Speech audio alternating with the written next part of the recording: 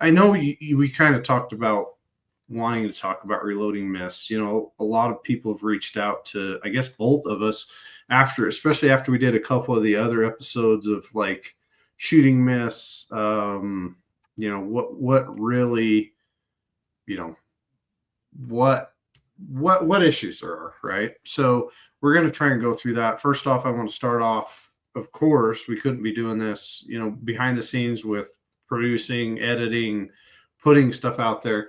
Couldn't be doing it without our sponsors. So our title sponsors are, of course, Silencer Central, MDT. They do phenomenal for us. We're going to see, you know, hopefully they stay on and they keep doing it. We're up for renewals here pretty soon. But I know there's some new stuff out from MDT. Let's hit on one of them. Let's take, you know, a minute and a half, hit on some of the MDT stuff, and you know, see what there is out there. Because, dude, I was looking through the website today, and the amount of shit that is on the MDT website blows my mind. And we also need to talk about the Trigger Tech Hawkins merger. That one's going to be one that we, I think, real briefly need to hit on as well. But let's learn something about MDT here for a minute. So the newest thing that we've been playing with, well, there's always a ton of projects in the works. So usually people comment and stuff. Do you have this? Is this the number one? The number one request is like new inlets and stuff. Yeah, there's new inlets all the time. So just know that. The other thing is the chassis system, LSS Gen 3, which is like a modular build what you want sort of thing. Mm-hmm. I've seen some really cool variants of that thing going out. I have not played with one yet. I've been super deep into the competition stuff the last couple months, like deeper than usual. So, yeah, man, and I've been putting more time behind that super lightweight mountain and backcountry bipod. So I've been getting more experience with that stuff and just having a good time with that. So that's what I got. An LSS Gen 3 chassis has been pretty cool. Like I said, more people have gotten them, building different stuff. I've seen a couple of super short builds, pretty neat. Some like pistolish looking stuff, bolt gun Mm-hmm. turner I blackout like or it. 338 arc or whatever, and been pretty neat. So that's pretty much what I want to hit on there, man. Oh, and then Mm-hmm. I got a bunch of the new oils and cleaning stuff. They're pretty neat. Been using that oil a lot on gas guns and bolt gun stuff. So that's been working out pretty well for me. Is it pretty dry or is it sticky or like give us a little bit because everybody loved frog lube, you know, stuff like that until everybody found out what the side effects were. But what is No, this kind it's of the pretty same? much it's a little bit more viscous than your standard gun oil. Like the thickness to me reminds me a lot of the Lucas oil, the green stuff. The dropper applicator is really nice and it seals really tight. So I actually have a dropper applicator of that in my backpack, which is pretty neat. So I've got it, and then I've got one for my bolt gun stuff too, and it seems to work really well on gas guns too. So yeah, that's what I've been using. I know those. I've seen, like, I was looking on the website today because I needed to pick up some new stuff, and I saw the mountain bipods. They're super light. Looks like they're super easy to adjust. And they kind of run like uh, a tripod, right? So they have the same locking systems that a tripod Yeah, would. twist collar. It's a tension. And it holds The really one to well. get though, yeah, the one to get though is the more expensive one because it's got a leg splay on it, which is a single hand, and because of the SkyPod's got two buttons, so you can do the leg splay, right? Mm-hmm. Wide to narrow. This has got one thumb button and it'll go really wide and then narrow. It's a really neat design, but that one's pretty cool. I showed it on the last podcast, but I've been, like I said, I've been putting more time in with that too. All right, we'll have to do some videos on it here pretty soon. Of course, Silencer Central. They just sent me a new care package. Super happy with this, and I know you've been running the one. So I got the Banished 9K, so their new 3D printed one, and I got the Banished Speed K, which is the one you've been playing with. I know the little shorty 5.56. In titanium or Inconel, because I got the Inconel one. Yeah, because the Inconel is full auto, huh? Yeah, Uh, I mean, I think the titanium one will hold up pretty damn well too, but I the think Inconel this one I one's had got for heavy use. I think this one's the Incan. I don't know. It's a heavy little bugger. If it's This, heavy, then it's the Inconel one. Like that's if it full auto. feels It's full auto use rated, right? Yeah. Yeah. So I got Yeah. the Inconel one. Look at this. Look at the size of this little bugger. No, it's I pretty mean, cool. Someone said I should paint it red and white so it could be a solo cup. yeah. Put the lines on it so you know what you're. Yeah, Yeah. exactly. Yeah, but so that's the new Speed K. It is heavy, but if it's full auto rated, we're gonna go to town. There's a full auto right there, and another Nice. one right there. So I'll have to go put it on those and see what it's like. And then just if you're watching live, real quick, I want to show you this other one. So here's been my dilemma forever is I love my suppressors on my cans, right? So my Glocks, my 1911s don't have any issues with my Ospreys, but my Glocks do not like suppressors at all. And I wanted to show you guys this little gem. Look at this cute little guy. Yeah, I've been actually curious about that one because I've read mixed results, but then every Mm, person that says it doesn't work, it's been a Glock variant of some sort. it's So always the I Glock variant. yeah, It's always the it's the Glock host. variant. Yeah. So that is the issue. But like I don't have one in here. I've got those IWIs, the Masadas. They run pretty good with everything. My 1911s just run like nobody's business. But that's going to be interesting because I know the big issue with my Ospreys is I think is they were putting too much bind on my as everything was going back and forth, and they just wouldn't run for shit. So that was one of those things. But again, I want to thank Silencer Central for giving us the goodness, and that was my cool thing to see for this episode is the new 9mm and Speed K. Those I'm super excited about. What you wanted? What did you have? Do you have anything you can think off the top of your head that everybody needs to know about? No, not really, man. Like I said, I've been working a ton and preparing for matches and stuff and do some other training. So I've been working on some projects and stuff I really can't get into much right now, but um I don't have anything cool per se. So I'm sorry I let everyone down on that. But yeah, man, I'm actually heading to a PRS match. It's in a state. It's not North Dakota. It's slightly south of it. Like due south. I can't They remember the name. they still have that weird accent, the Dakotas, right? Kind of like the Yeah, Minnesotans. Yeah, it's one of them. yeah. I don't know which. I don't know. We'd have to look at which one came first, but it's one of Uh, those. all right, yeah, Custer's area up there. Yeah, exactly. Yeah, that's one of those things. Is there's so many dang matches now, dude. I get so many requests for them. I can't even keep up anymore. I'm sure you're the same way of match Yep. requests, and it's like, dude, I don't even know. I don't even know how the heck to sponsor or help any of these guys anymore because I'd love to. I'd love to sponsor every single one of them, but The only one that I want you to worry about is my 2-day gas gun match in November. That's it. I That's just all put you got to know. together. My SP10 will be done next week, and it'll have everything I've wanted on it. It'll have the silent capture buffer. It'll have everything. And I know you said on yours you did JP, so I might have to tear my bolt carrier group apart and do something different. But Nick promised me that this barrel is going to be like a point 0.2, point 0.3 gasser. So we'll see what actually happens. But we put the better. We tried to go through all the nice stuff on it, but I still want to do. I built a 223 a long time ago when I worked for DPMS Remington, and DPMS did the design on it, and I had one of my buddies build the barrel. And I changed the gas block system a little bit and the length to adjust my timing. And then I did a hydraulic buffer system. I did a lot of things in it. And that's one that I'd really like to shoot. It's 26-inch barrel, but 24, 26. It's longer than a bad dream, but I think it would be something really cool to go shoot your match with. So, and that's in November, right? Yep, third weekend in November. Sin City Precision, Las Vegas, the Bill Gusman Memorial. It's an awesome match. We opened it up to more shooters this year, so we're going to take about 80 shooters. It's 2 days. 15th, 16th, I believe, is that weekend. It's a Saturday, Sunday, and it'll be a damn good time. All right. Well, sign me up. I'll donate some stuff. And then I know Tyler's probably going to come back down. He had a blast last time, so Yeah, he talked to me. He came and sit at my boys' baseball game.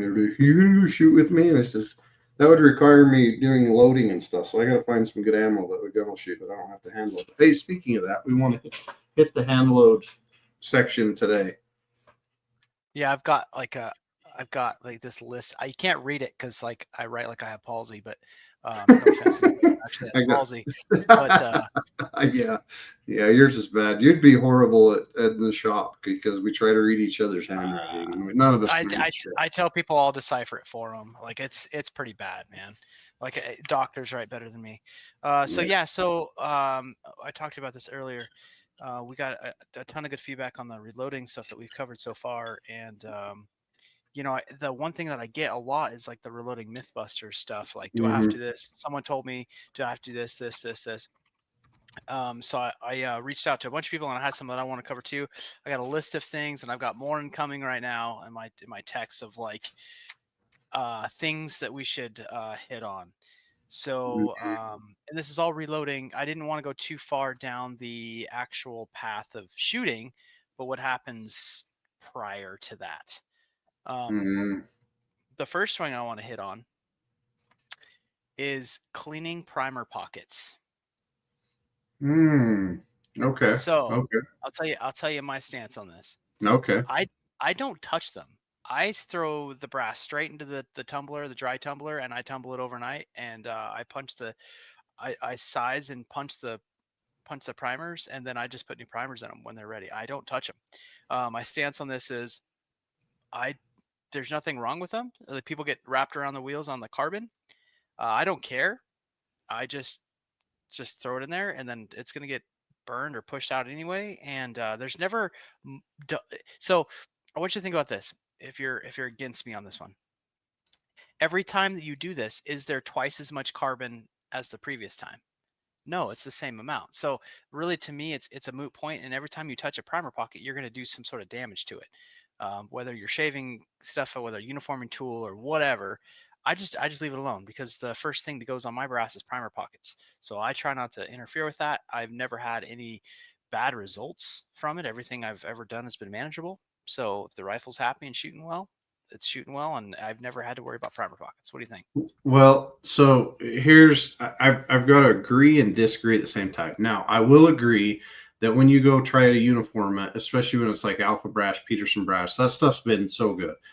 The all RP brass and stuff, there was no uniforming at all in those. They just sucked.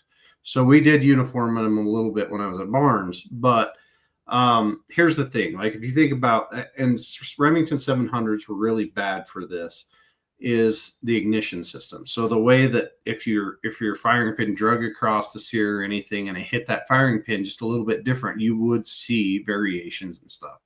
So I want to make sure, and I got the new um, Franklin Arsenal. They're like little wire brushes, kind of, and I don't hit it hard, but I just clean that out. And the reason why I do that is I want that to set 100% flush just up against it. I'm not trying to trim anything out of it. I'm not trying to uniform it per se. I just want to make sure that that primer is seated 100%. So as that firing pin travels forward, there's no movement that could interfere. And when we started doing that, we started testing, we noticed, especially on rifles that maybe, were a little bit older, firing systems, spring tension, things like that, it did have a bigger variation on standard deviations because the way that it was hitting the firing pin. And that would be my only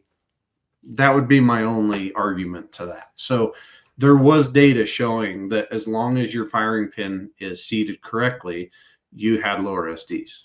And So I crush every time. I just seat to crush. I don't do a depth thing. I seat to mhm, crush and make sure that primer pocket is below the threshold of flat. So I'm mhm, minimum. I'm under.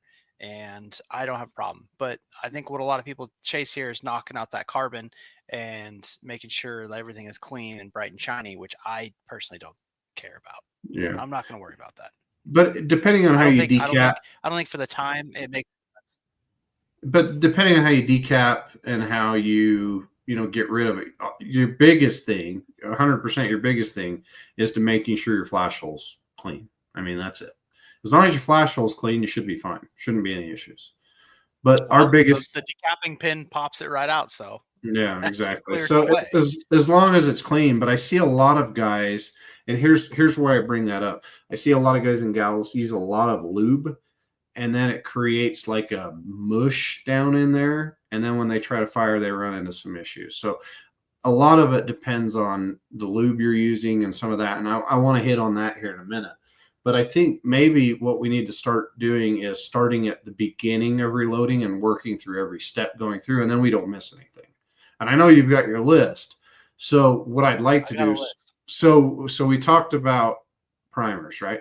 Let's talk about first sizing, because your very first op would be sizing your brass, right? Um, So I've actually got a bullet point on that. We mm-hmm, can address this. And we had a mm-hmm. comment pop up: keep your flash hole clean and go easy on lube. And I'm going to maintain that like every testing I've ever done, my SDs, my ESs haven't changed, whether I've addressed that or not, ever. Compared Brass to is new better. brass, Brass is better. to me, I'm telling you, there's no discernible difference for the hundreds of rounds that I'll shoot, thousands of rounds I'll shoot on a given cartridge with that brass, like same brass, same lot of brass and everything. There's no discernible difference because I don't change a lot of powder, a lot of primer, brass, bullet, anything. There's no discernible difference over the life of the barrel. And I will die on that. Trust me. Um, okay. I don't know who Teton Recon is, but they threw that question or I comment in there. like you, buddy. Thanks for engaging. So the sizing thing I have right here is a good one. Full length size versus neck size. So that's on the Mm-hmm. sizing front, and I am 100% full length size. I've never even owned a neck sizing die, even though that I have people that will tell me that they neck size and that's all I need to do, but then they get clickers or they get other issues that are in regards to sizing brass. And I haven't met a shooter yet that has like awesome results and repeatable results that neck sizes. It's just I've never come across it. So honestly, I don't see it. No, if you've heard of a thing called a 7 PRC, 300 PRC, that's why there's the AW2 spec, right? Because of the way that they were sized, the way they were clicking. Same thing with ARs. ARs 150% got a full length size. I've seen so many people just neck size, and A then all of small a sudden, base. yeah, you got to shrink those down even more than normal because of the way everything works. But that is a big one. Like people do not. Um, Yeah. Can you hear me? I'm coming in broke. Am I still coming in broke? No, you're good now. That was a Oh, while ago. okay. Okay. Oh, I didn't say. I just saw that 708. Yeah, it's 713. I got you. But no, so like small link, especially on ARs, 300 blackouts, 556, any of that for sure. But yeah, 150% full length size. I Hmm. saw that. The other thing that I might recommend to people is either getting a case gauge, especially for pistol and stuff, if you want to go to that. But like I've got old barrels that we've cut off, and I just slide the shell into some of them and make sure it's 100%. So Because a lot of people like to set their shoulders back, and some of them, I'm not going to name names, but Louis Smith did this trying to come to my match, and like 3 out of every 20 chambered because he didn't yeah. check his shit. So So I want to hit on that chamber gauge thing. So if you're buying a case gauge from a manufacturer, that's not your chamber. That's a chamber, that's something, but it's not yours. So you need to have something to measure off that's yours, fired from this your is my chamber. rifle. Exactly. Or I actually years back I had a gunsmith that cut me off the same reamer the chunk of barrel that was taken off of the blank. He cut the next thing he did was just cut another blank chamber for me, so I had an actual case gauge off that chamber. And I didn't even ask him to do this, and he did this for me. It was pretty cool. Yeah. Small time gunsmith, and he did good work. And hey, like I had a cool, and then it had the lead and everything. Like it was cool. Like that was neat. But that was my like as close as he could possibly get to making my chamber over again. So with the case gauge thing, I think they're more have more value in pistol for sure. Even though I've got some pistols that like Glocks that are super big, like it doesn't even seem like you have to size brass and go in a Glock. Hot dog in a So hallway. Yeah. yeah, exactly. So it is, and there's a little pressure cartridge anyway. But that's Mm-hmm. my word of caution with the case gauge things for especially for bottleneck rifle cartridges. Right. Right. All right. Yeah, I get that. So you've gone past. Do you decap first, or do you full length size and decap? Like what is your step there? No, and I think we need to take even a step back. I know we're doing the Trump weave thing here, but it's okay because I've got my Mm. list and I'm crossing stuff off. But uh, Shit. So we've been back before this now. Methods of cleaning brass, and I don't Mm. decap. I leave the primer in, and I just huck straight from the range straight to the cleaner. And I don't wet. I've tried the wet tumbling thing. I hate it. It's just too much crap for me. So I either use walnut or what's the other one? Corn cob. I don't care what it is. And I run that stuff till it's nasty, and then I just swap it out. And then sometimes I'll use some of the polishing additive if I think it helps. Makes me sleep good at night. And that's what I do. I don't know what your take is on cleaning. I clean every single time. I know people that don't, and that blows my mind. No, I only clean every couple, but it depends on if I run them suppressed every single time for sure. If depending on, I mean, most of our chambers seal very well, so they're not too filthy. Yeah. But like I bought that STM stainless tumbling media system, and I like it. I like it a lot because I've never seen anything that cleans my brass like it does. Because it'll go through flash holes, it'll clean up primer plugs, everything. Here's the problem: is then I got to go freaking through 10 other steps Yep. to heat it up, to try and dry it out, to Yep. to go through everything. Like it is by far the best thing to clean brass. So if you have time, it's great. But if you want to just throw it in, roll with it, get it out, roll with it. Here's the issue that I have seen with STM or stainless, not the STM, but stainless media is people, they get stuck sideways and stuff in Mm-hmm. there and people don't inspect them. That goes down your barrel. Somebody's going to be calling a barrel maker going, what happened to my barrel? Something's wrong with it. It's because that freaking stainless media went down your barrel when you were trying to shoot. Not good. So you've got to make sure that all that is out. Corn cob, whatever else, make sure it's all out when you're doing it. Take in like a flashlight, looking down in them, just double checking. But to your point, I do like the way you're doing it. It's easier. It's so much easier to just run. So what I don't like about the steel media is like drying brass and then worrying about not denatured, distilled water, because you can't use just any water. Some people use tap water, but that's not a great way to go because you'll get stains. But I don't want to worry about any of that stuff. I don't want to touch it. I Mm-hmm. can't do it. So I leave all that stuff alone. And yeah. Yeah.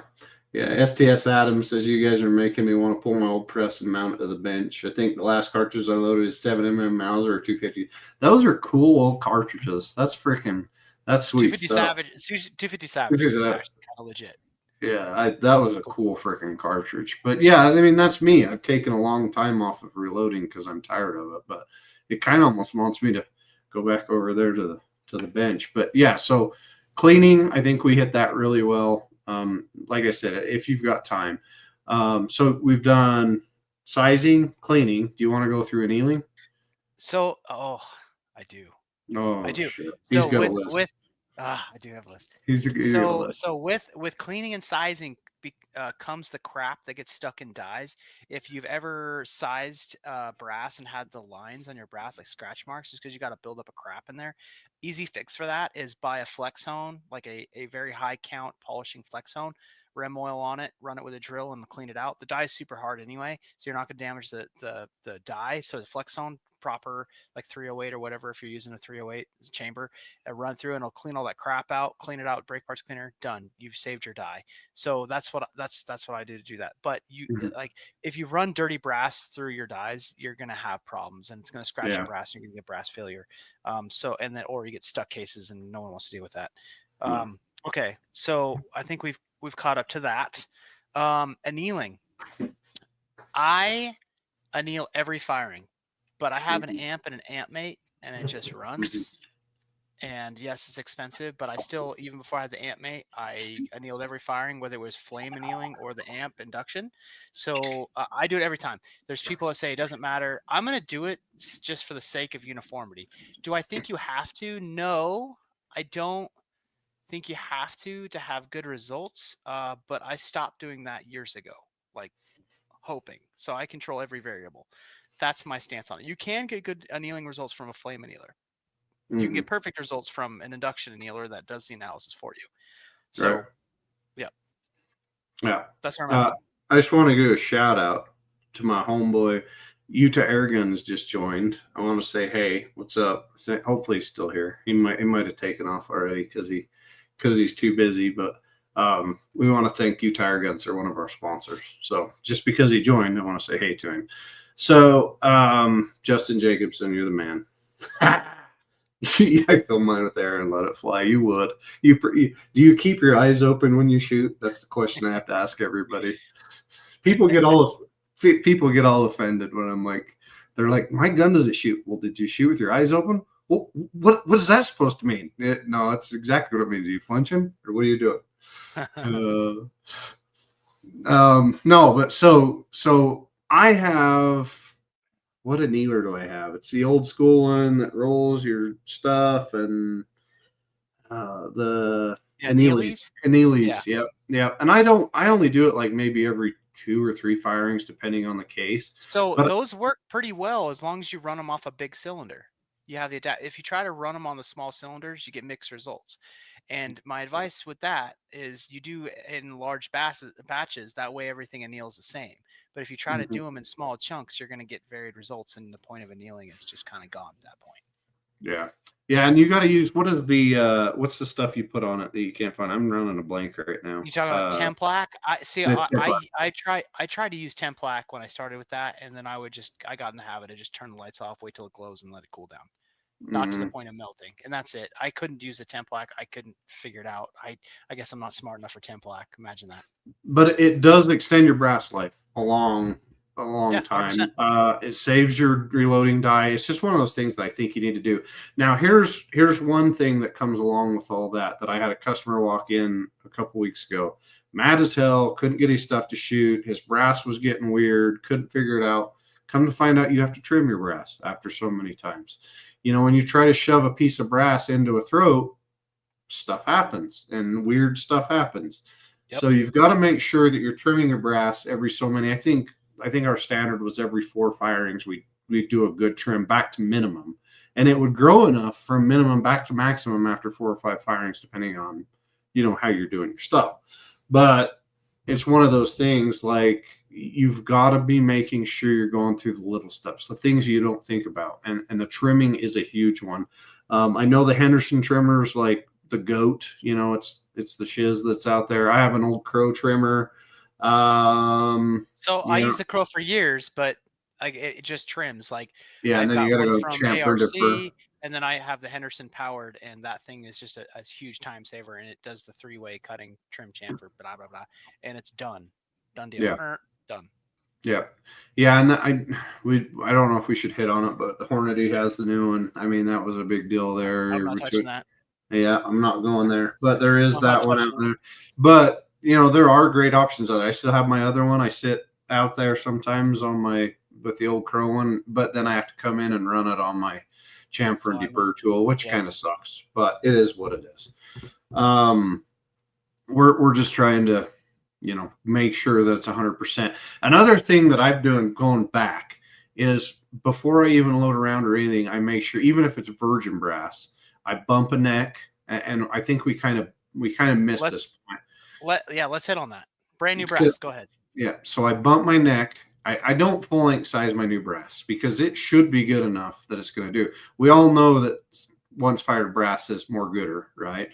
But I bump my neck, and I always chamfer and deburr because I want to make sure that none of it's grabbing that bullet. I want to make sure that bullet's 100% virgin when it goes in there. What are your thoughts on that? So brand new brass, which I just did some alpha GT for this coming up match. I throw I throw a mandrel through it first. So for 6, I use a 241 and throw a mandrel through every piece. Make sure the necks are nice and round, uniform. It's got a very slight, like barely making contact. But what I want to make sure is that inner diameter is at least 241. I'm good with it. You can size the outside if it makes you feel good, and then I transfer the inside and outside real quick on the Lyman machine, and I prime it and load it. So every piece of new brass, even that Star line that I've been playing with for NRL Hunter stuff, I throw mandrel down it brand new, make sure the knucks are nice and round and uniform, chamfer inside and out, done. And away I go, because it's supposed to be manufactured to SAMI minimum. Right. That's that's the rule of thumb, right? So it should chamber in anything you put it in. And So I don't have to worry about overall length or sizing the base or any of the neck or anything like that. I just want to make sure the necks are nice and round, uniform, chamfer it so I get decent results out of it. So there's no crap hanging off the outside, hitting the chain or the neck wall, or inside dragging on the bullet. That's it. and some brass, of course, is more gooder than others. You know, it just kind of depends on the brass that you use. In the old RP stuff, we've kind of talked about that. Like, there's definitely different versions of brass you're going to do, and if you're paying for a high quality brass, like, you shouldn't be doing a whole lot to it anyway. Um, Now I know there's a lot of dies out there. Everybody's got, you know, between the short action customs, the Redding, the Hornady, the RCBS, you name it. There's a million versions out there. And here's to the point. I think a lot of people go down a rabbit hole here. You know, at Barnes, when we loaded custom ammo and stuff, like, it was all done on an RCBS press. You know, I started originally on an old Lee press, and you can definitely tell. I've got one of the new Forester coax presses, and I don't. I'm still, um, you know, trying to figure it out. But I the coax presses are, I don't know. I like everything just to stay put. Now you've got the Area 419 presses, you got these high end presses. At the end of the day, Matt, are you going to shoot any different if you shoot on an RCBS or if you shoot off of a coax, or you shoot? What do you think? No, no, I don't. It's just ease of use, saving time. Like I covered in the last episode we did on reloading. A lot of the stuff that I'm going to do is time based. Good results, it saves time. There's a lot of presses that work really well. I load majority of my rifle stuff on a Forster coax, but I really want one of the new SAC presses. I really want one of those, so I can actually like change hands and run it, because when you run and run and run with one arm, and it kind of sucks. So, especially doing 500 pieces of size and mandrel, it adds up pretty quick. So that's what I got. Sorry, Justin's freaking baiting me with stuff, so I'm messaging him. I see that. Yeah, he's baiting me. Hornback, you better get the truck fired up. Yeah, better get that. They do this freaking air gun prairie dog hunt down in southern Utah that is just bomb, and he's never invited me, probably because he was afraid I'd show up. But That sounds fun as hell, actually. dude, it's legit. There's some fun people. We'll have to ask about somebody's son that put their muddy feet on his Raptors dash one of these days. Like, he was mad about it, but we won't speak names.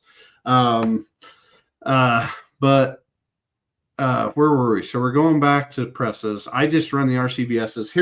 Here's one thing that I found out about my Hornady dies. So Hornady dies, I like them because, you know, on some of them, like my 22 Creed, and some the Hornadies, you know, ones that came out with it, and I just want to stick with their dies, and I like to represent them. This little bugger right here is a seating stem that goes in one of the dies. Now, every ogive, if any of you reload, you know what the ogive, you know what the me plat is, you know what, you know, the what a bullet is, the makeup of a bullet. The problem I was having is the 112 match burners that I was shooting, it was putting a ring and it was starting to crush the me plat a little bit. So I had to call Hornady, and they sent me out some new ones because they're going to fit they're going to fit these. Like, this one right here is the A-tip seating stem for the GT. So they'll send you that. And that's one of the cool things about the new dies that are coming out, is one size does not fit all, especially on these high BC bullets. The ogive is in a little bit different spot every time. So if you're trying to seat that bullet and you're trying to start and crush and stuff, you're going to have issues. And I found that out, and I started changing that, and my accuracy definitely increased substantially enough that I noticed it. So there's a cheat for that. It's called a 3/32 drill bit, and you just that's it. That's it. I just called them and they sent me one, so I can't complain. I called my garage and then That is WD not tip precision. or That is not precision machining, Hornbacks. it's whatever. So I made my own and then check with some Prussian blue if it was making contact and it was free and clear and done deal. The other thing I'll do with my seating stems, like you just had in your hand, is I'll take a bullet and I'll put like a rouge on it. So like a polishing compound or a valve laughing compound and with a drill, and then smooth out the mating surface between that seating stem and the bullet ogive. And sometimes you'll get those little rings, and basically you're just taking away the seating stem ring on the bullet if you Mm-hmm. care about that thing. I did for a little bit, but all of mine I just do it real quick when I get new dies, seating dies, and I'm done. That's a little tip. That's free. I'll give you that for free. Free 90 free, he says. Yeah. But All seating right. stems, I've done that. I've had that. So A tips are notorious for that. VLDs notorious for that. Depends on the flavor of it. Where that super long me plat hits, and you're not seating on the ogive anymore. You're seating exactly what you said on the very tip. Okay. To segue off of this, I've got a good one that we haven't hit yet. Mm. Weighing and sorting. Now I have heard some Oh, Lordy. wild stuff on weighing and sorting, We're and talking F-class shit now. I don't even know. And I don't even know if there's a way you can even quantify that work, like quantify that work that you're doing. Because if it makes you sleep better at night, go for it. But I've heard of people weighing brass, powder, bullets. Well, we all do powder, but bullets, primers. I was like, how can you discern primers? But there's people that do it, and I've seen people do this between bullets. They weigh bullets, and the bullets is probably the most common one, and they have a mean median, and then they work off of that, or they do chunks of it was this and chunks of this, and I'm just like, you know what? I don't have time for that. I really don't, and I'm not sure that I could ever shoot that difference. That bullet's going to go, and there's so many external factors as well that are going to come into play that I don't think it's worth the extra effort, to be perfectly honest. There's going to be people that tell me I'm dead wrong, and that's fine. I probably wouldn't want to hang out with you anyway. So there's people talking and then there's data, right? Now, if you're so worried about that, you're probably buying the wrong stuff in the beginning, right? You're not buying the high-end components. You're buying the cheap shit if you're super worried about that. Hold on. I have this. No one can read that. I don't know why you're putting it. Chasing. It No says one can, no, chasing the cheap shit. Like it legit says that exactly. no one That can read that. that's scary though. That was written No one down an can hour read ago. that. No Chasing one the can cheap read shit. that. Do not chase It cheap does shit say if it. you want to be. But Don't here's the chase the thing. cheap shit. We took a variation when we were in the ballistics lab, and we took a variation of plus or minus 10, 10 grains in a bullet. They shot just fine. There was nothing and what we did is we locked the barrel in to get rid of all the issues that somebody shooting it would have. So plus or minus 10 grains, no issues at all. Shot just fine. I think it shot like a half-minute group. Could it have shot a little bit better? Maybe. But here's at the end of the day, we've talked about this. You spending more time at the range, understanding wind, trigger pull, breathing, balance, that kind of stuff is going to lead to more impacts than you weighing bullets.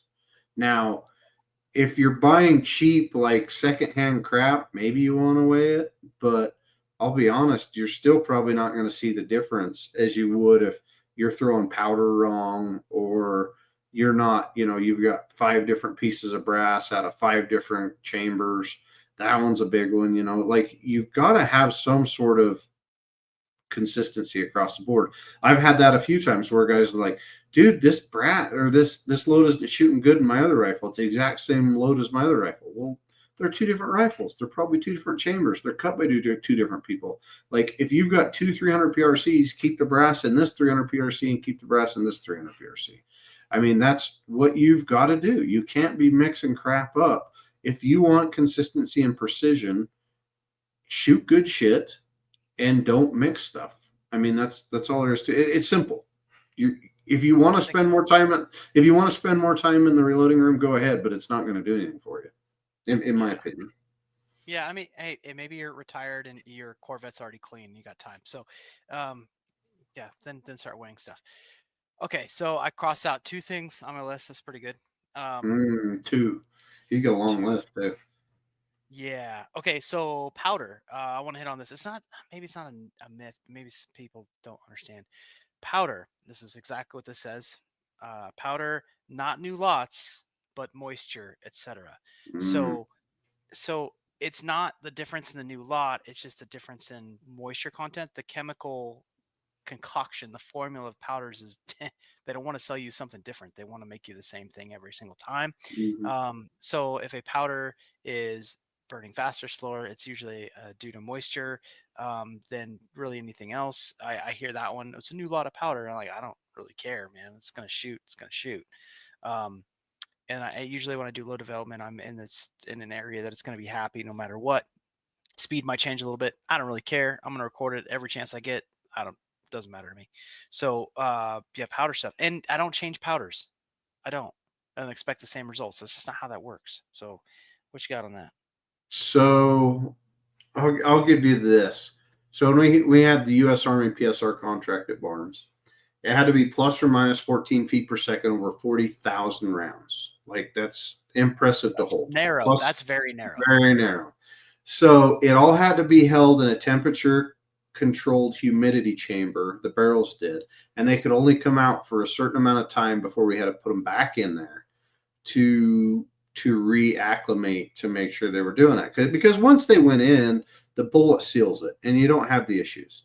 Yeah. Um, but we found out like when we reloaded on days that it was raining and there's super high humidity, it changed it. It changed it Yep. enough that it would change it out. Now that's on a contract that we had to hold over 40,000 rounds. Is that going to change on your reloading? Probably not, right? But you do want to keep that powder as dry as possible. People out east, I know you've got this issue. You can throw it in a maybe what you do is you throw it in a gun safe or something and acclimate it before you do it with a dehumidifier or something, and then I shoot use it. it. I use the big 50-gram desiccant packets in my powder jugs. I think I've Mhm. stated that before, but same thing. Yeah. Yeah. You definitely want it dry. And then what we did was we took it all and we put it in a super high humidity chamber to see, like, if they went and shot it in Panama or they were in Africa in the Congo or they were in some of these places where super high humidity would affect it. Yes, it affected it when it got too wet because, like, you can't seal it 1,000%. And that's where the military started to work with sealants and different things. And like we could go down a rabbit hole with that. But controlling your powder is a huge one and just keeping it dry. Now, another point to that was a lot of people would think, oh, I'm going to take, and we learned this the hard way. I'm going to take powders and mix it. I'm just going to dump them together, spin it up a couple of times and do it. It doesn't work. Like, here's the thing that we learned. So we did it a few different ways, but we took it and we finally put it in a concrete mixer and mixed it for like, I think it was like 2 hours. And then it finally started to even out. But you have to mix that powder 110% because lot to lot does give you a little bit. So to keep exactly whatever you're going to do over the next 1,000 rounds or whatever you want to do, if you want to mix a keg or however you want to mix it, you want to take 5 8 pounders, mix them together so you've got that. But it has to be mixed together 100%. And no matter what you do, it still is going to have variable in it. It is. And a lot of that is how you store it. If you bring it out, you reload for a long time, you leave it in your powder thrower or whatever you're going to do for a while. Like what I tell people is bring it out, do what you're going to need to do, and hurry and put it away. And then usually you're fine. But we could go down a rabbit hole with that. But again, I think it's one of those things that you're overthinking as a shooter. Spend more time at the range. Load more ammo, shoot more. All right. More gooder, more gooder. I did look this up because there's a very famous quote to this, and apparently it was attributed to Oliver Cromwell, who said to his troops, "Trust in God and keep your powder dry." It was Mm-hmm. apparently Mm-hmm. 1642. So, Yep. Mm-hmm. okay. Oh, this is a good one. I see this all the time on Facebook, and I want to shake. Crimping cartridges. So I'll start off with this one. Bolt guns, stop doing this. set your neck tension correctly. Mm-hmm. Gas guns, certain situations call for this. And what I found with gas guns, large frames benefit from this. Nothing else really does. I haven't because the recoil is like one of those kinetic hammers, and especially like more than 10 rounds, the rounds jostle back and forth, and you can slip rounds out, and you can measure. It's a measurable difference. So neck tension alone is often not okay. Now with crimping, that you just want to do enough to really not even make an indention in the bullet. Just bring that neck, the outside or the tip of that neck down, so it's making a little bit more contact on the front end, holding it in place a little bit more, and you should be good to go. If you're doing damage to the bullet, you've gone too far. That's what I've got for crimping. I absolutely hate it on bolt guns. There's absolutely no point. We so let me preface this. So on the if you know what Barnes triple shock is, so on a monolithic copper bullet, monolithics are longer, right?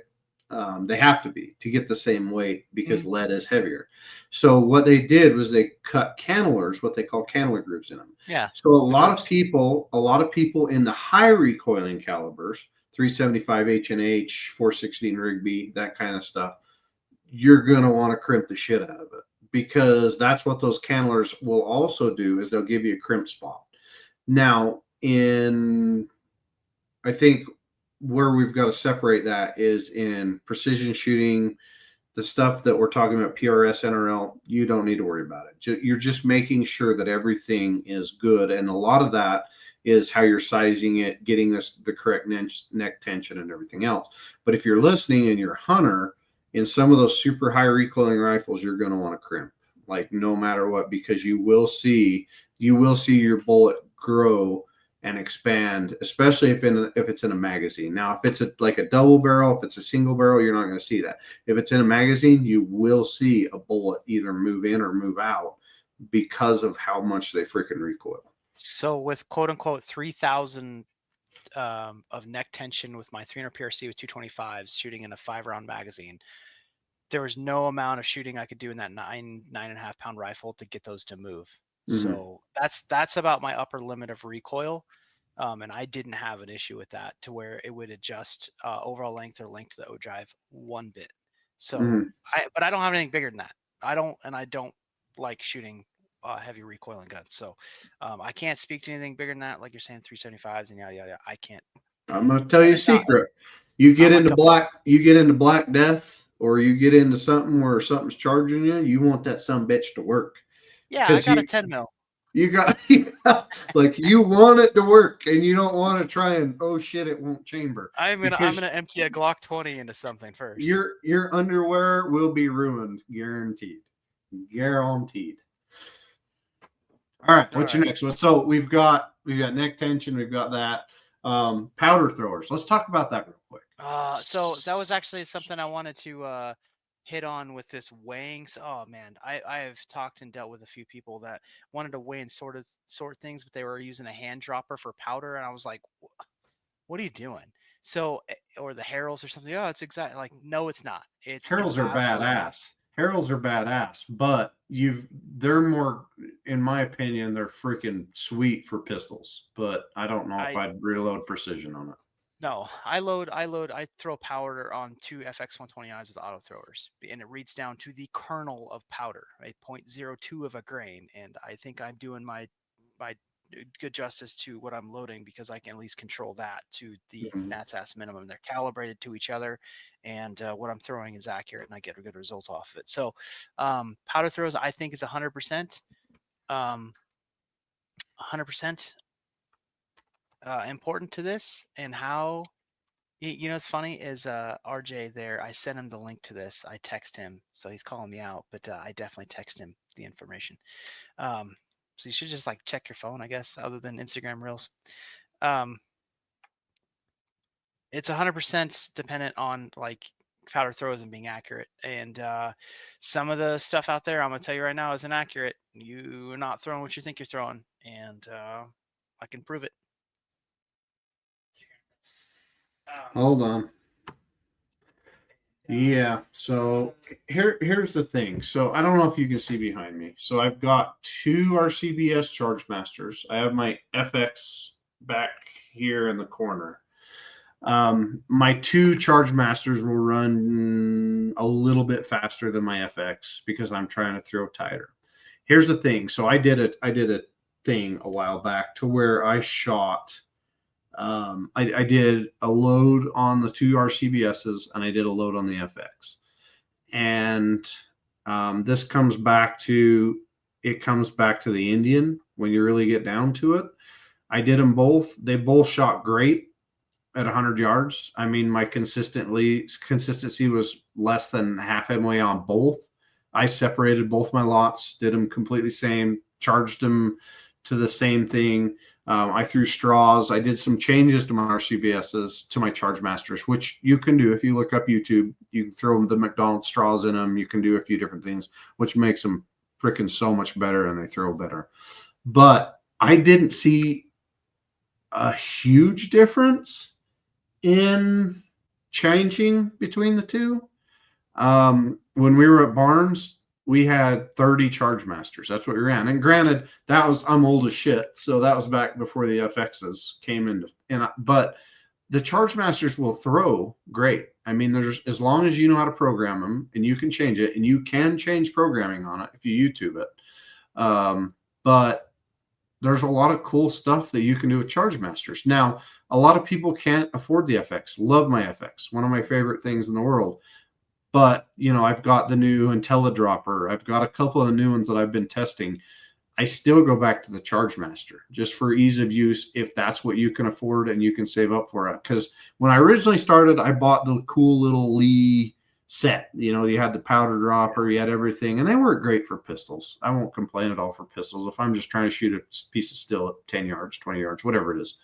But my RCBS Charge Masters for you guys and gals that you can't afford the FX, they'll work. They'll work just fine. You can be competitive with them. If you're going to go with the FX, great. I love my FX. Probably one of my favorite things that I bought. But do you need it to be competitive? You tell me, Matt.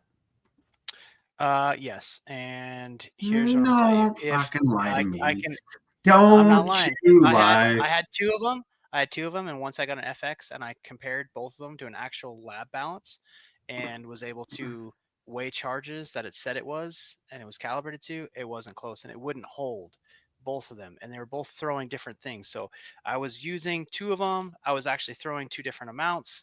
That's too much variance for me. I'm not going to tell you what the variance was. I don't really remember, but it was enough for me to trade those to somebody for some other stuff. Here's the question though. What was it doing to your SDs and ESs? Was it a big enough version on your SDs and ESs? I was getting results. Yes, I was getting results that I couldn't control, and that's where I parted ways.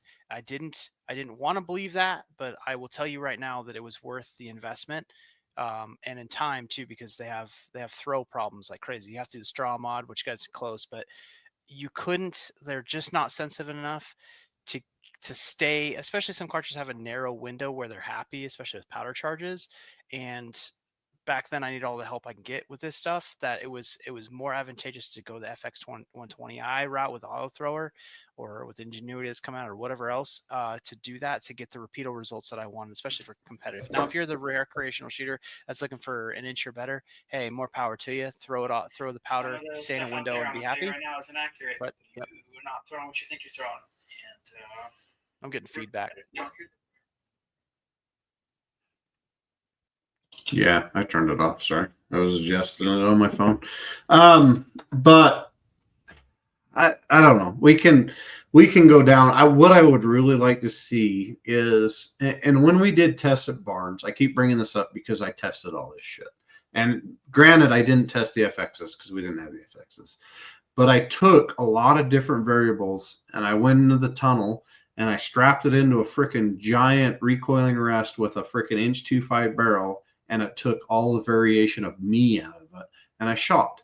And you would be amazed at, even like I would see groups. We did it once with the military project. It had 105 SD and it still shot at like a 0.4 group with 105 SD. But we all know that once you start reaching out past range, that you're going to have that issue. But with the military project, they're trying to shoot people in the chest, right? They're freaking dumping people in a close quarter situation. And does a 105 SD matter? No. But when we're talking about precision reloading, yes, everybody. But that could be another discussion that we have is, are you really looking to get down to that 1 SD, 2 SD? Does that really So make you? for me, if I'm gonna take the time to load ammo and do all the other stuff we talked about, absolutely. Like but that's just me. I'm not everybody. And I'm not saying you can't get a rifle to shoot with a wider array of powder thrown in a cup. You can, and with your point to your SD, you can still get if shooting groups at 100 yards is what makes you happy. Cool. But for me with this, I compared things to things. I did my own analysis, and it was just more than I cared to manage. So I parted ways and moved on. So if you want the utmost in precision to this stuff, especially with powder throws, you unfortunately you got to pay for it.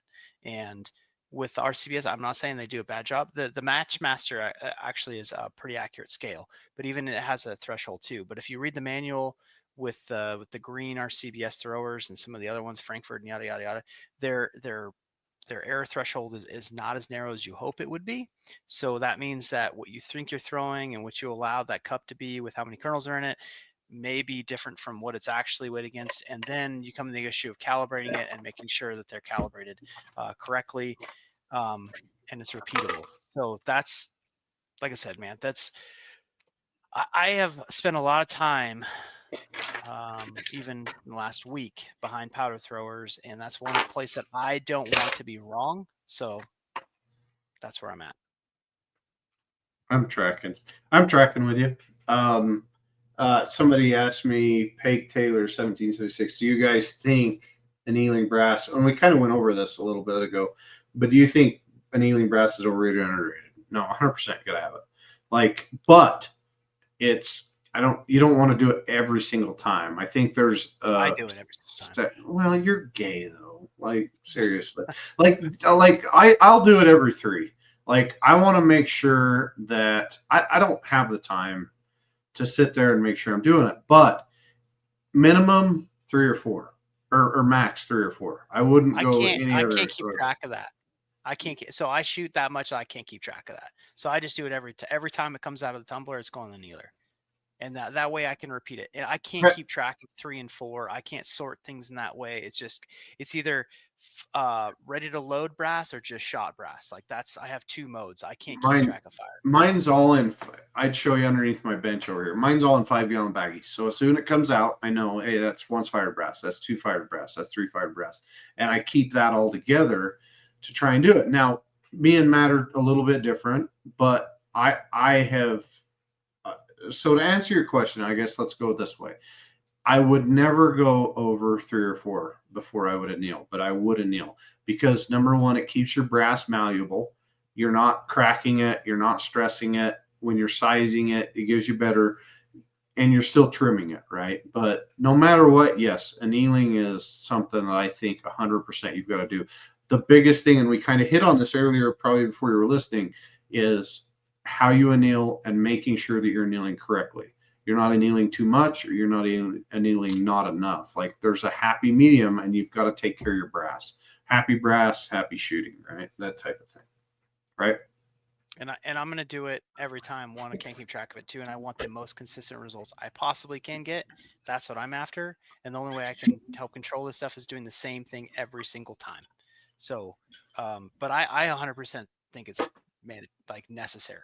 Now, brass, like 223 brass, I'm going to use a 3-gun match, like 55 grain stuff. I'm not going to anneal that. I'm going to prep it, and then I'm going to shoot it, and I'm going to either leave it in the bucket or leave it for a brass scavenger that's coming behind me picking it up.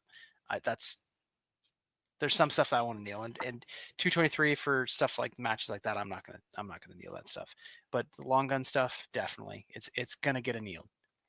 Yeah, because there is quantifiable results to it. There's no argument. It should be annealed. Like, I definitely think annealing is 100%. So if you're going to spend the money annealing, and I'm going to finish this podcast off, I'm going to go over with Matt, and I'm going to go through step by step what we think you need to be. And there might be some differences in opinions between me and Matt, but I bet you we're going to be pretty close. So the next step, so you've got sizing, you've got everything else. We've got seating dies. Don't waste the money. Buy good seating dies. Save your money. Do good seating dies. Did we talk about what everybody loves? The Area 419. It's expensive. It's badass. It's everything else. Do you need it? I'm not going to say anything, but I load a lot of stuff on the RCBS. One thing I think you do need, I just bought it. I love it. It's the inline fab system. Inline fab system is money. I'll give them that because they don't sponsor us. They don't give us anything. I paid full price for that freaking thing, but I'll pay full price for it again. Inline fab. Love it. Yep. 100%. Love their stuff. What else? All right. So the process, right? So we've got cleaning. Ooh, I remember then, something. I remember something. Going back. Cleaning. Sizing lube. We missed that part. So Hornady. I use 90% Hornady one shot, and then I've got some paste wax if the stuff is not going to plan. So here's the problem, and we found this out 1,000%. Hornady one shot's shit until you let it dry, and then you'll stick a case every single time. So if you're going to use one shot, spray everything and run through it real quick. If you spray it and leave it, you're going to stick a piece of brass. You're going to be pissed. Yeah. So Hornady one shot. So it's got to have some sheen to it. Yeah. So I started mixing that freaking bullshit that somebody told me that I needed to do with the lanolin and hell no. That shit'll put a Kenworth in a dog kennel, guaranteed. Yeah. But trying to clean that crap off of there, good freaking luck. Like, do not do it. Hornady one shot, but do it fast. Do small batches, like 10, 20 pieces, one shot it, be liberal with it, go through it quick. Here's the other part of that, and Matt hit on this. Keep your freaking dies clean. Keep your dies clean, small batches. You'll be happy. Hornady one shot. Word. Sorry, I didn't mean to go off past, but we missed that. So yeah, Hornady one shot. There you go. We missed that on the sizing portion. So clean, and then sizing, and then trim and chamfering, and then priming. And how do you trim and chamfer? So I've got the RCBS one. Henderson. I've got you're freaking bougie. So I have the RCBS one. I have the new who did I say was Franklin, the new Franklin one. It's actually a pretty cool little system. Frankfurt. Frankfurt Arsenal, that one. No, I was thinking of something else. But the Frankfurt Arsenal one, it's a pretty neat little thing. It kind of sits at an angle. I still need to use it a little bit more one of these days when I start reloading again, and I need to start doing that. My boy loved it. Like, I'd sit him down here and I'd give him like 100 pieces of 9mm, and he'd just go to town. Loved it. But what else? You got a list. Let's go down your list. Your feel good list. And then prime. So I prime everything. So I either have a hand primer or I've got that Dureco Engineering one that mounts the press, which I absolutely love. It's so good. It's so good. Here's the thing. And Ryan Hay will talk to this, and I've seen other people do it. Wear freaking eyeglasses when doing it. Everybody's like, no, that's stupid. Wear eyeglasses when freaking priming because it has blown up in people's face. Because in a lot of those super tight primer pockets, people have blown it up. Guess what? It sets a lot of the other primers off. I remember one night at Barnes, we all shit our freaking pants because an entire priming machine went off. I thought a freaking bomb went off in the damn loading room. It's a very potent little charge in a primer. Oh yeah. If you want to see something cool, well, you can't see it anymore. But Remington, when they do priming, the entire room where they do the primers was wet. So you would stand in water in boots so that it wouldn't create static. And they'd lay out this, and the 22 cal stuff was even worse. Like, you didn't even want to sneeze in that room. But it's very volatile. So if you're going to do it, but understand, if you're going to hand prime, figure out pressures. You know how to hand prime. Buy a good quality one. I like the RCBS one. I can sit there and hand prime on it for a little while and no issues, but no, you're not forcing it, because when you start to force and you going sideways, shit gets Western. But wear freaking eyeglasses. I mean, a lot of us don't know each other, but make sure you're not freaking going blind just by Don't be a priming. pirate. You'll be a pirate for sure. Yeah, I remember Ryan's post. Like, he came out of there with shit all over his face and everything. Like, do not do. But yeah, wear eye pro. But yeah, priming. So I have a couple. You've got the ones that come on the RCBS one. You've got the one that comes on the Frankfurt Arsenal one. You've got the hand primer. There's a lot of different ways. Here's the thing: is consistency. In my opinion, consistency. Whatever you're going to do, know that every single primer that you're seeding is seeded, and you know that feeling. In my opinion. Yep. Right. And we didn't cover mandrels either. So I take the neck sizing balls out of all my dies, so they just decap, and then I use an appropriate mandrel. And then how you pick a mandrel is either 2 or 3 thousandths less than your bullet diameter. You'll be fine. Yeah, I mandrel everything, and then obviously trim chamfer, prime, and then throw powder, seed a bullet, and then away we go. And that's to you guys that are kind of learning. The mandrel creates neck tension. You want consistent neck tension no matter what you're doing. Here's another thing that I want you guys to all realize, and this comes from the machining end of straitjacket. Take a bullet after you fired it and see if it'll slide into your case or not. Because a lot of times people will run a reamer longer than they should have, and you're not getting the correct release on your bullet. And that will help a lot with your SDs and ESs, because it's not dragging the bullet out of it. So that's something to think about while you're doing it. So take a bullet after you fired it and see how it goes in and out. You want it to be kind of tight, but you want the bullet to be able to go in there. It needs to be a release. If you can't fit your bullet back in your case, you might want to rethink some of that, because that's going to address your SDs more than throwing 1 or 2 tenths. In my opinion, if you're throwing 1 or 2 tenths, I think neck tension on grabbing that will definitely affect that. Well, it'll stop it from growing too. So I've had to help people deal with that too. They didn't have the right neck tension set. It was too loose, and the bullet actually slid in and out, and it was crazy. Yeah. All right, and tension, that pretty much leads us to the end, and yeah, shooting, which is what we should all be doing. All right, Matt Hornback, here it goes. So you're a new guy. You want to get into reloading. What am I buying to be competitive? And just basics like. Oh, you want the Listen, don't be the bougie Matt Hornback. Be the realistic Matt Hornback. No, I'm gonna throw you a left. I'm gonna throw you a curveball here. Shit, bougie. Here I'm gonna throw you here's a piece of advice I wish someone would have told me a long time ago when I went down this road. Either buy factory ammo or have someone else reload your ammo. Don't do it.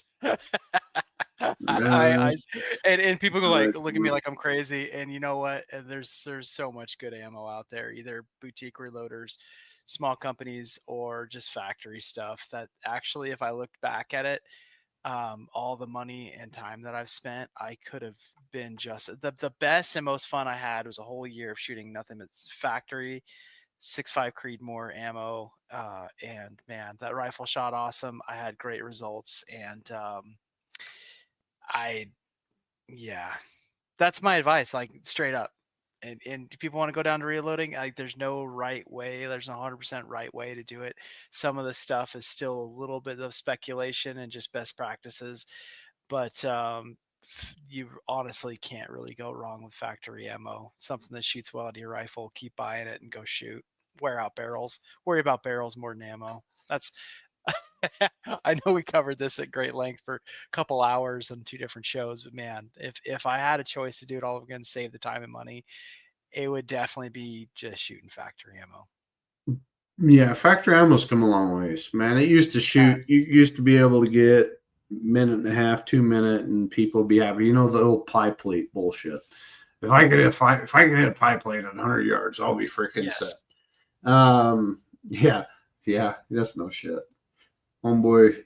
If the biggest reloading myth is reloading saves money, yeah, not anymore. Not with No, the way, not with I the, don't save money. not with the way primers and powder is anymore. And Negative. if you genuinely enjoy the hobby, more power to you. There's some days that I enjoy sitting in my reloading room in the AC because I live in Vegas and it's 110 out, and I like watching Forge and Fire Yeah. and spacing out and doing brass pep and loading ammo. Like, hey, that's my time away from the rest of the world. That's what saves my sanity. Cool. So But in the yeah, grand scheme of things, just shoot factory ammo. yeah. So like me, here's my reloading setup. It's on two different desks, so I don't adjust. So when I'm seating, I can't point. So when I'm seating, my charger masters and everything are on a different bench, so that it doesn't mess with them. But here's the TV. So I just kind of reload and Watch TV. do my thing, just watch TV. And it's kind of one of those separation things. And I think that's one of the only things that really separates reloading anymore is that.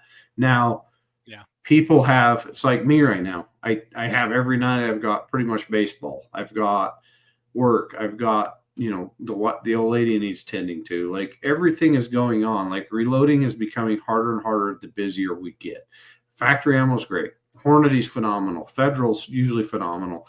Nozzlers, depending on the cartridge, phenomenal. Like there's some great ammo out there, and you can find good prices on it. You can do your thing, and you can go out there and you can compete. You can have fun. If you want to reload, it's kind of that thing that you get into, but it does cost a lot of freaking money to be able to reload consistency when you get into everything else. Now, here's lordy, hot and rifle development. Let's see this one. I'm going to tell you a secret. And I'm probably been paid to not say this. I don't know you, but I agree with you 100%. Here's the difference between 210s and 210 matches. 210 matches were a little bit more consistent. That's the only difference. Yeah, but I have not noticed a difference between any of the match stuff. You don't know, but good fucking luck getting it. That's the whole thing. Like right now, I'm getting every primer I can get, especially if it's a large rifle Magnum. I am freaking selling kidneys for that right now. But that's the thing is, I might go down a rabbit hole here, but look up who owns the primer companies, and then get back to long range tactics. There's only a couple. Long range tactics. You heard it here first. Be careful because all of them are owned by one or two primer companies, and I guarantee it's being controlled because they can reload their own ammo for more money. 100%. When we started shooting, we could go buy a brick of 1,000 for, what was it, 30, 40 bucks? Perfect. Yeah, 30 or less. Yeah. 30 bucks for 1,000. Now, guess what? 1,000. Yeah, you're selling kidneys. You're doing shit in the back corners of freaking streets, like trying to get primers. And that's the thing. And powder's becoming the same way. Like we could have a whole nother podcast on Hodgson Extremes versus St. Mark's versus all the other different the powder companies. But yeah, I mean, at the end of the day, and I've preached this for years, and hopefully somebody listens to me, you're going to get better by freaking pulling the trigger, by getting out there, laying down, sending rounds downrange. Like at the end of the day, that's how you're good. Slow and methodical. If you watch guys like Viver, if you guys watch guys like Pinch and all these guys, like it is Matt Hornback, slow and methodical. Yeah, slow and methodical. Like being in a hurry and finishing early does no good for you. Finishing with 1 or 2 seconds and hitting more targets, that's where we need to learn. That's that we're not in a rush. We're not in a hurry. We're engaging targets. We're understanding where that miss. We're making corrections. That's where you need to be spending the time, not behind me, in my opinion.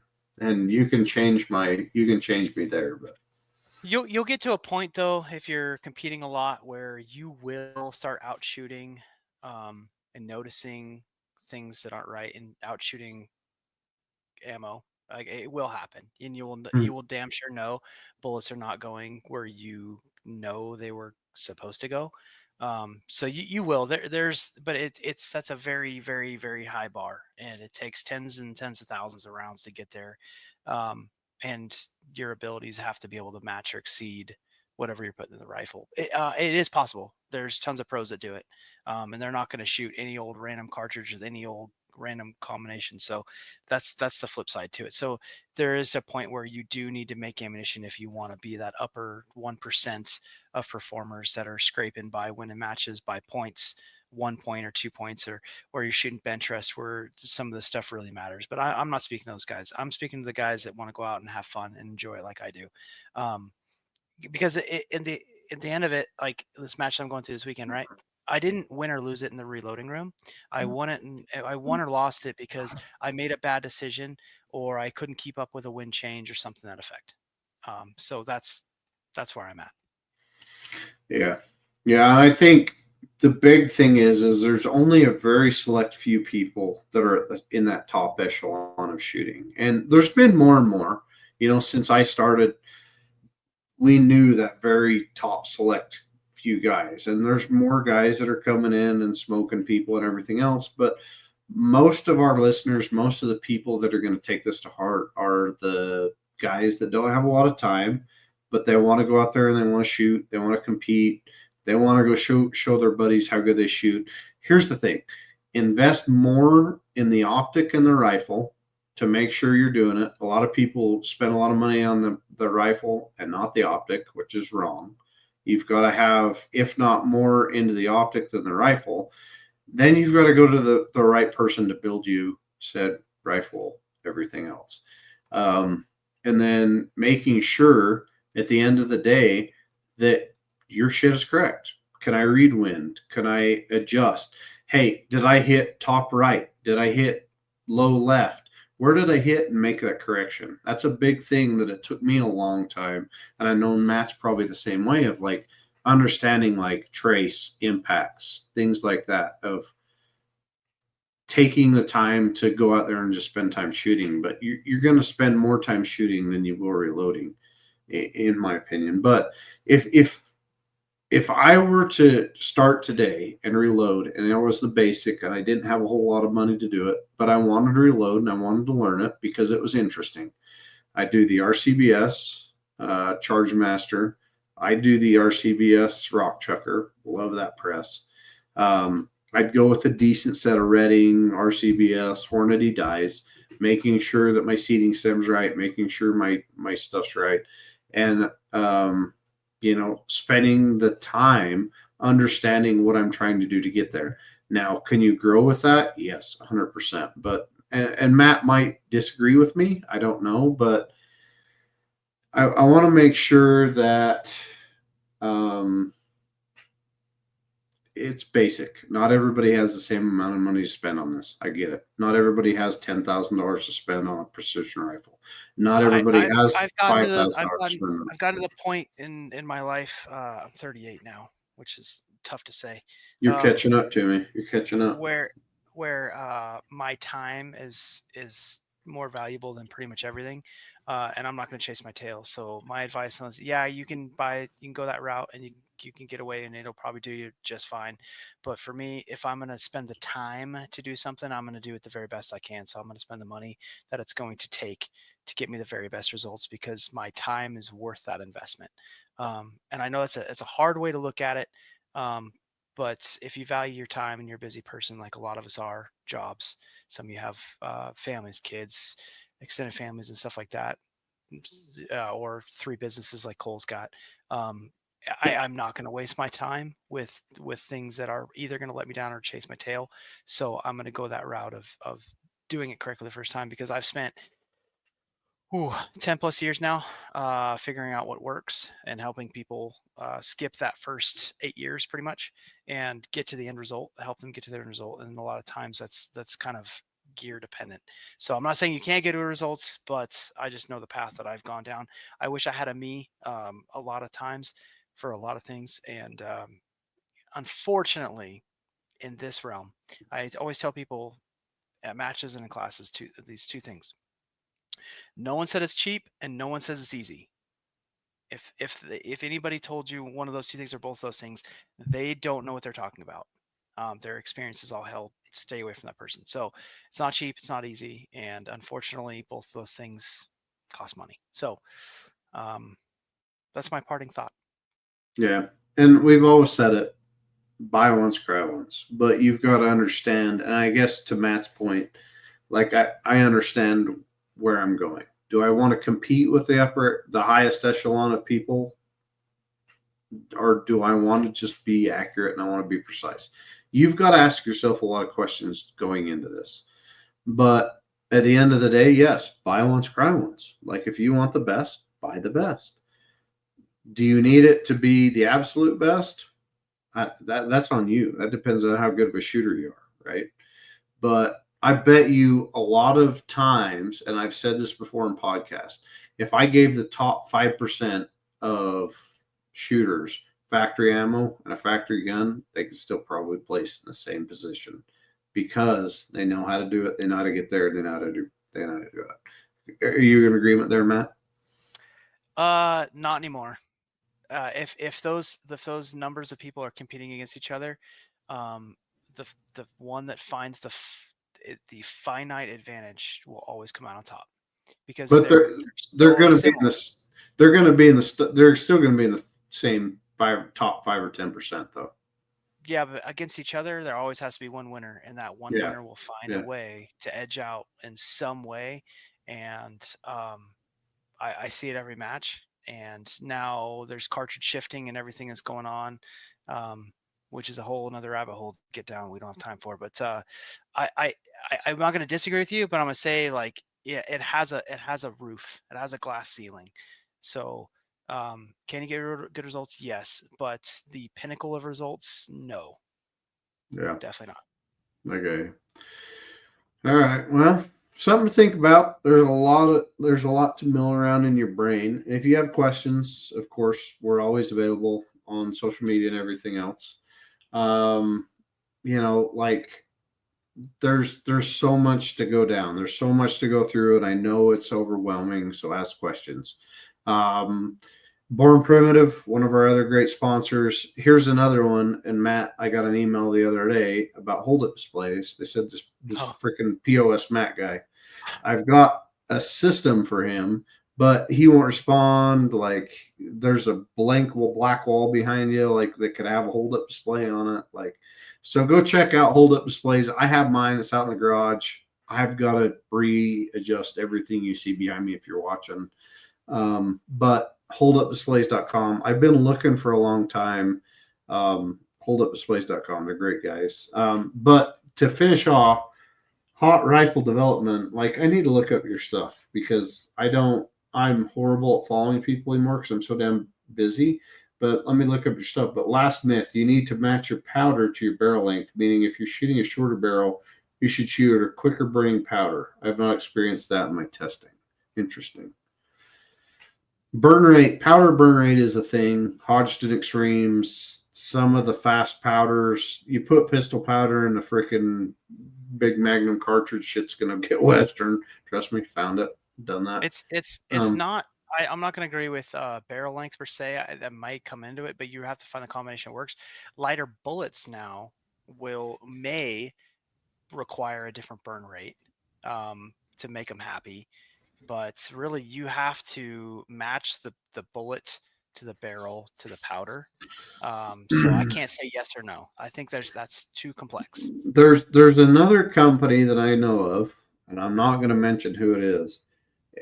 I don't agree with what they're doing, but they've done super short barrels and made them super hot. And I know they've been doing it by mixing powders, and it scares the shit out of me Yeah, because I don't want to deal with that. so somebody one day is going to eat a bolt, and it's not going to be good.